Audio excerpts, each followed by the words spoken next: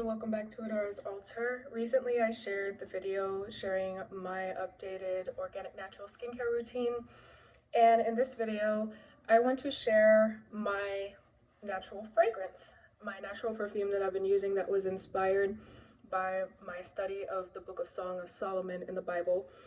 And before I go any further, for some background on this, the Lord impressed me in this season of my life to really focus on my feminine journey, my journey of biblical femininity, because Adara's Altar was a ministry that I began for the women whose deepest desire was to be traditional, to be wives, moms, and homemakers.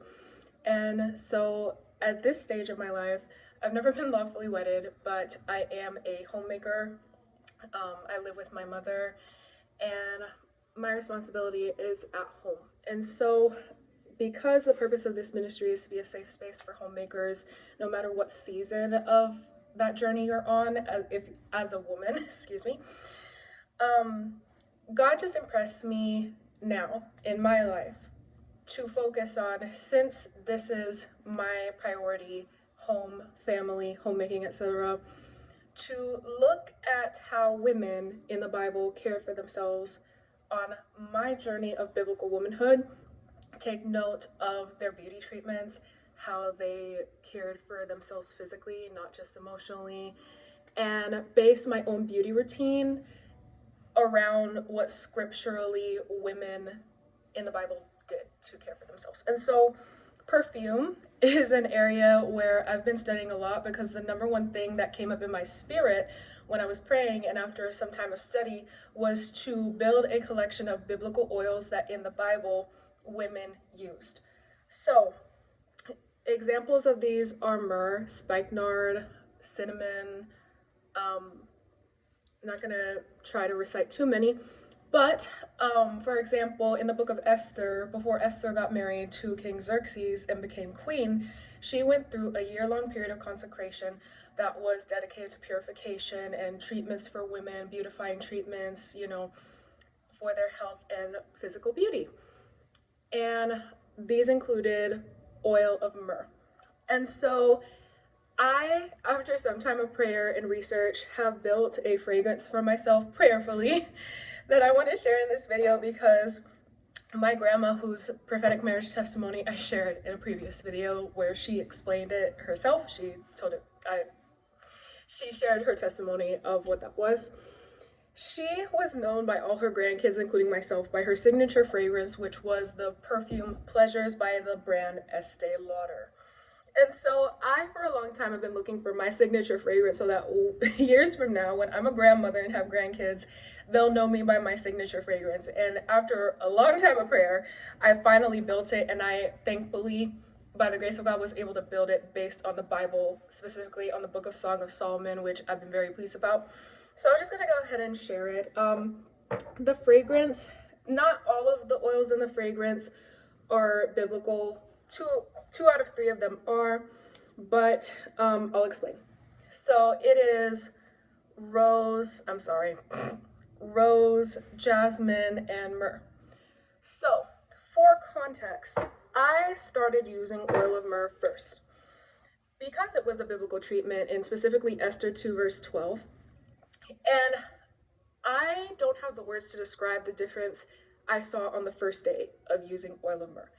All I can say is I understand exactly why it was used for the preparation of queens during that time, and I'm very thankful I was able to get it, because I was able to pray over it, dedicate it to the Lord for His will to be done over my use of it, and it's just been a blessing to me.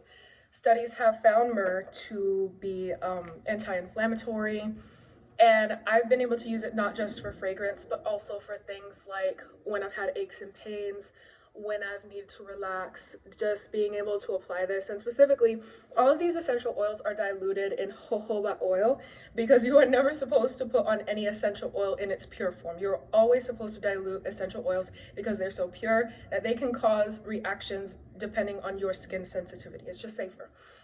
So this is myrrh diluted in jojoba oil. And after some research and seeing online what fragrances and scent combinations people liked with myrrh, I ended up deciding to get Rose Auto, and and jasmine absolute to go with it. And this has become my daily fragrance. So jasmine is not a flower explicitly stated in the Bible, but it is still a white flower. And to be honest, I added it based on reviews of people liking the combination with rose and myrrh, and or like sometimes single, like just rose and jasmine, jasmine and myrrh, and rose, jasmine, and myrrh. And also because recently I literally was just walking around a garden center locally, and I found a beautiful white flower that I didn't even recognize, but when I smelled it, I was like, this is one of the best things I've ever smelled. What is this? And then I looked it up and realized it was the jasmine flower. And so I'm like, I'm sold. I have to have this as a perfume. So that essentially, even though jasmine is not in the Bible, that was my reasoning for including it in my perfume combination. But rose, as for rose, there are two scriptures where the word rose is explicitly used, and one of them is Song of Solomon.2, verse 1, where the Shulamite bride, King Solomon's wife, says, I am a rose of Sharon. Now, rose of Sharon is a plant that historically, they're not quite sure, at least from my research, what actual plant was the rose of Sharon in the Bible. The modern day flower that is termed rose of Sharon is a form of hibiscus, I believe. Like if you look it up, the first name in the scientific name is hibiscus. So, I didn't get hibiscus, anything or like that, but I decided to get actual rose, Rosa Damascena. I'm not sure how to pronounce it, but I think it's Rosa Damascena oil, essential oil, which is rose otto oil, because of Isaiah 35 verse 1. So, after praying, I had peace about doing this because the word rose, like just the flower rose, is mentioned in that scripture as well, specifically in the King James Version. So, yes, but myrrh scripturally is mentioned not just in Esther 2 verse 12, but also in Song of Solomon 5:5, where it is written, the Shulamite bride's hands were flowing with myrrh. With myrrh. And so I've just been thankful for this fragrance, but especially for the myrrh, because biblically, these are, at least two of these are scents associated with queens. And of course, as I have in my bio, I am God's princess. I am his daughter. And so this has just been a beautiful journey of exploring biblical femininity in a very tangible way with all these oils, but especially with myrrh. And I'm still in the process of building my collection of biblical oils. And another one that I haven't acquired yet, but I'm in the process of acquiring, is spikenard. And in Song of Solomon, I believe it's chapter 1, verse 12, the Shulamite bride says that she had spikenard and it releases fragrance. And so spikenard is another oil that's very rare in real life, biblically associated with women. And so this blend of rose, jasmine, and myrrh is what I have made my daily perfume. And can I tell you that if bliss were a scent, it would be this blend of three. I had the opportunity to smell spikenard in real life, either 1 or 2 days ago, something like that.